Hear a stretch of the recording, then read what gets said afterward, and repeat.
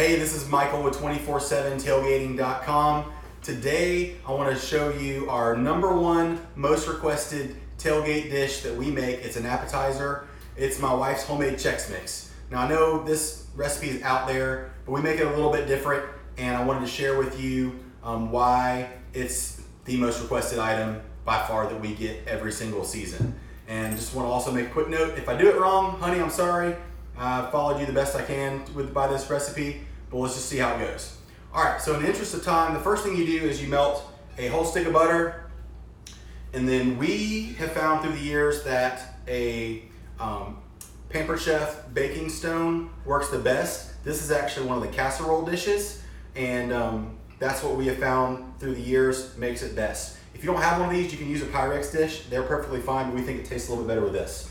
So I normally preheat the oven to 250 degrees, put the stick of butter, unwrap it, put it in, and then set the timer for about 15-20 minutes and just kind of check on it. And once the butter's melted, bring it back out. So in the interest of time, like I said, I'm gonna just pour the melted butter in here to get it started. I'll put this stuff over to the side real quick. And then let's get started. So the first thing that we do after we put the butter in is we do Worcestershire sauce. You can use whatever kinds you want. I'm kind of partial to Lee and Perrins, but here I've got a Kroger brand. It works just fine as well. So just to figure out what you like as far as your taste the best. And then what we're gonna do is we're gonna do about 3 tablespoons of Worcestershire sauce. None of this has to be exact, and you can kind of adjust it to your taste. It really just depends on what you like. When I make it, like if Courtney's busy with school or whatever and I make it, I normally put a little bit more, mine's a little bit saltier, a little bit more Worcestershire sauce. In between each of these steps, I do normally stir it when we're doing the wet ingredients. So you just kind of get a spatula or a serving spoon and just stir it up. All right, next step is, this is important. I only use Lowry's seasoned salt for whatever reason. I think it tastes the best. So we're gonna do 1 tablespoon of Lowry's. Also, another little tip when you're doing this, for these recipes, I'll take the little plastic lid off the top just because it makes it a little bit easier to pour the stuff. Just make sure when you're done cooking, you put the lid back on, or the next time you try to season something, you probably put too much in there. And then stir that up. Just kind of mix it in real good. All right, next we have 1 teaspoon of onion powder. Onion powder, I've experimented with a bunch of different kinds. Don't seem to make too much of a difference. There's 1 teaspoon of onion powder. Mix that up real quick. And then last dry seasoning is garlic powder. 1 teaspoon of that. So again, it's 3 tablespoons of Worcestershire, 1 tablespoon of Lowry's seasoned salt, 1 teaspoon each of onion and garlic powder. Mix it all together. You could, in theory, just put them all in and then mix it together. All right, I'm gonna show you kind of that. You'll see it looks kind of like a little butter slurry, if you can kind of see that for the camera. All right, that'll kind of know you got the right consistency. And if you think you want a little bit more liquidy and have your Chex Mix to be a little bit more wet, you could put more Worcestershire in. We put more butter in, but Worcestershire you can add a little bit more. All right, so now I'll start adding the dry ingredients. What I like to do, this is kind of a pro tip, whatever kind of Chex you like the best, I put in first because they seem to soak up more of the good stuff. So some people like the rice or the wheat Chex or the Cheerios better. You can put those in first. I like the corn Chex the best, so I put those in first. That's what I do. What I do, you can normally get 2 or 3 batches of Chex Mix based on how much you're gonna use. We normally can get 3 batches, full batches of Chex Mix, unless we're having a huge tailgate, out of 1 set of Chex and the ingredients. The only difference is you have to use 1 thing of the nuts per time you do Chex Mix. But I'll show you that. So what we normally do is we'll take each of them out of the bag, and then if you can't open them, you can always get a pair of scissors or kitchen scissors, and then I'll just kind of eyeball it, put about 1/3 of the bag in, kind of like that. And then you might want to have some clothespins or some chip clips to set those put those up. And then stir that up. Get it nice and coated. And then we'll do the same thing with the rice Chex. You could also do this ahead of time if you wanted to go ahead and have the boxes undone and everything. That's normally how my wife Courtney does it because she's a lot more organized than I am.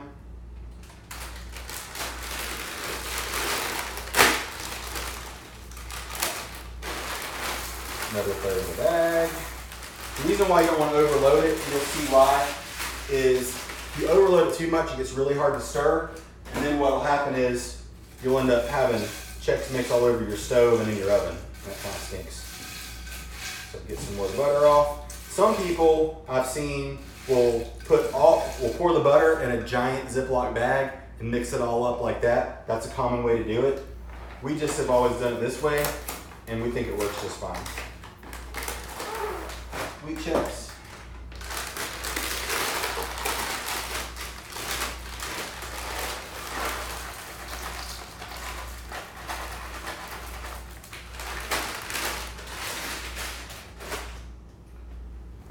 Mix it up.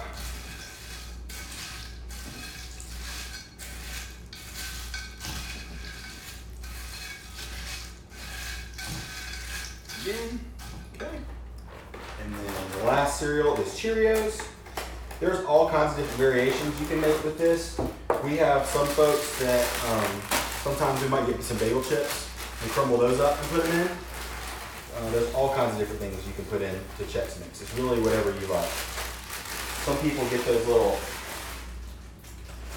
they're not bagel crisps. They look like little pumpernickel things you get in the store-bought Chex Mix. Those are good when you can find those too.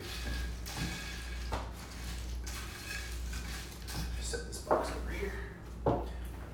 And then pretzels. Now, what I normally do, because I don't really like pretzels personally that much myself, you can get whatever kind you want. So I normally find what's on sale. If I'm shopping at Kroger or if you're ordering online, whatever's on sale.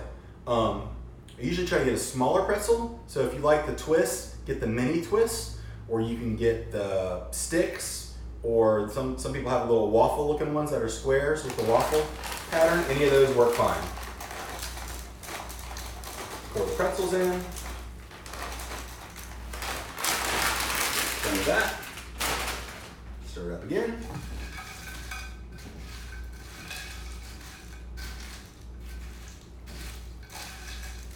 All right, last but not least, this is what I like the best, are the Planters Deluxe Mixed Nuts with pistachios. That's the one that we get the best feedback from our tailgate group. People love pistachios. Sometimes if I can find them on sale and we're gonna have a big group, I'll get like an extra thing of cashews and throw those in because those are kind of the second most favorite of the nut mix are the cashews, and it's good to have those in every now and again, some extras. All right, so that's all mixed up.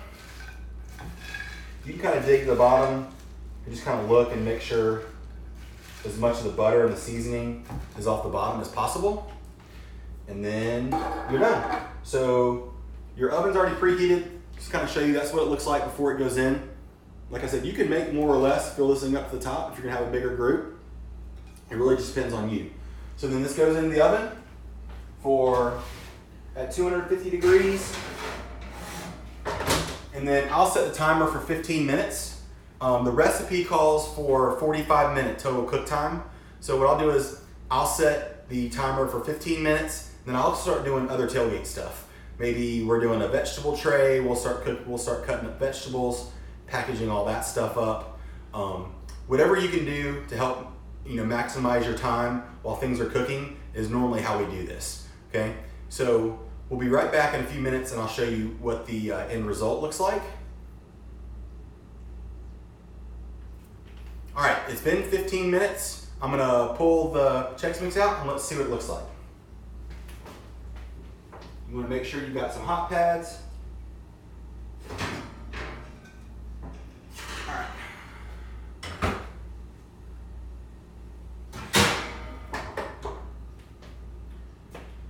So you don't wanna set the Chex Mix straight on the counter.